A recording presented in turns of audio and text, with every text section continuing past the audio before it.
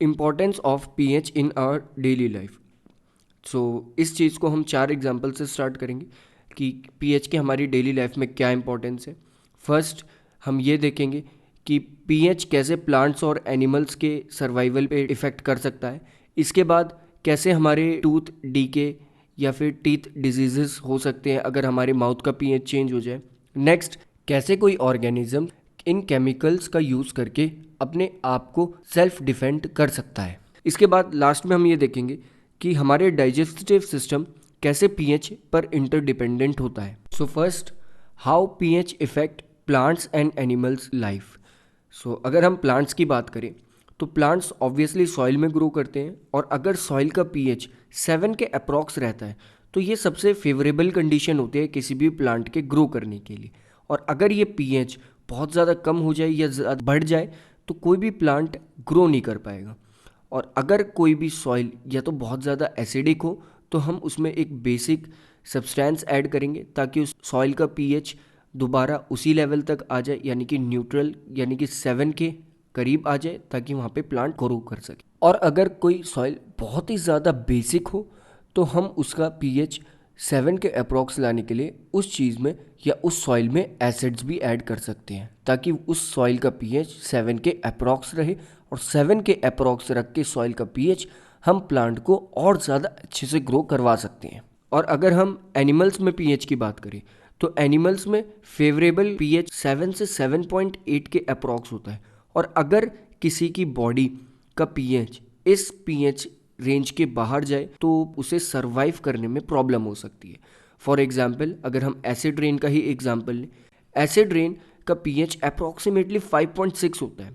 और जब acid rain होती है तो उनका इफ़ेक्ट बहुत ज़्यादा एडवर्स होता है। एडवर्स मतलब उनका बहुत ज़्यादा एक उल्टा इफेक्ट होता है एक्वेटिक एनिमल्स पर, क्योंकि एक्वेटिक एनिमल्स को भी सर्वाइवल के लिए अप्रॉक्सीमेटली 7 to 7.8 का पीएच ही चाहिए।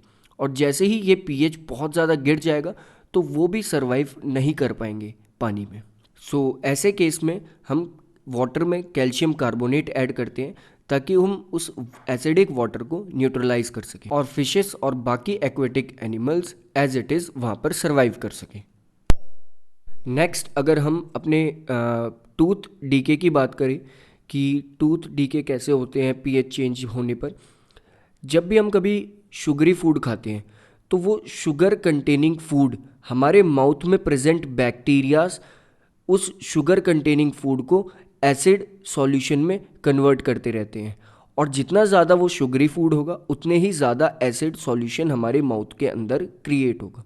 और जितना ज़्यादा हमारे माउथ के अंदर का पीएच 7 से नीचे जाएगा और डाउन होते हुए कहीं अप्रॉक्सीमेटली 5.6 या 5.5 के आसपास पहुंच जाएगा या इससे नीचे होगा, तो ऑब्वियसली हमारे टूथ्स में प्रॉब्लम हो सकती है या फिर वो वहाँ पर कोरोजन हो सकता है।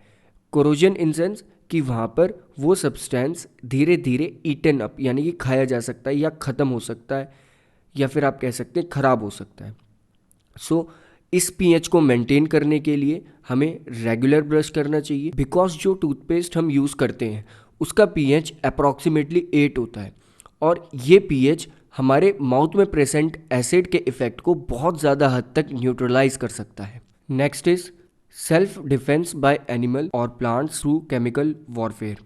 बहुत सारे एनिमल्स या प्लांट्स अपने आप को अपने एनिमीज से प्रोटेक्ट करने के लिए एक पेनफुल और इरिटेटेड एसिड या बेस एक पर्सन की स्किन में इंजेक्ट कर सकते हैं। फॉर एग्जांपल, अगर हम हनी बी का एग्जांपल लें, मधुमक्खी का एक एग्जांपल लें, तो जब कभी भी हनी बी किसी को बाइट करती है तो वो उसकी स्किन में एक एसिड इंजेक्ट करती है जिससे ज़्यादा पेन या इरिटेशन स्टार्ट हो जाती है, जिसका इफ़ेक्ट न्यूट्रलाइज करने के लिए आप एक बेस का यूज़ कर सकते हैं उस जगह पर। फॉर एग्जांपल, बेकिंग सोडा आप वहाँ पर अप्लाई कर सकते हैं या और कोई बेस वहाँ पर अप्लाई कर सकते हैं ताकि उस एसिड का इफ़ेक्ट कम हो जाए।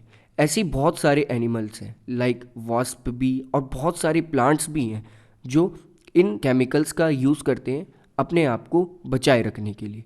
प्लांट्स के एग्जाम्पल हैं लाइक नेटल प्लांट, जो कि मेथनोइक एसिड इंजेक्ट करता है जब कभी भी कोई पर्सन उसे टच करना चाहे या कोई एनिमल उस प्लांट को हार्म करना चाहे।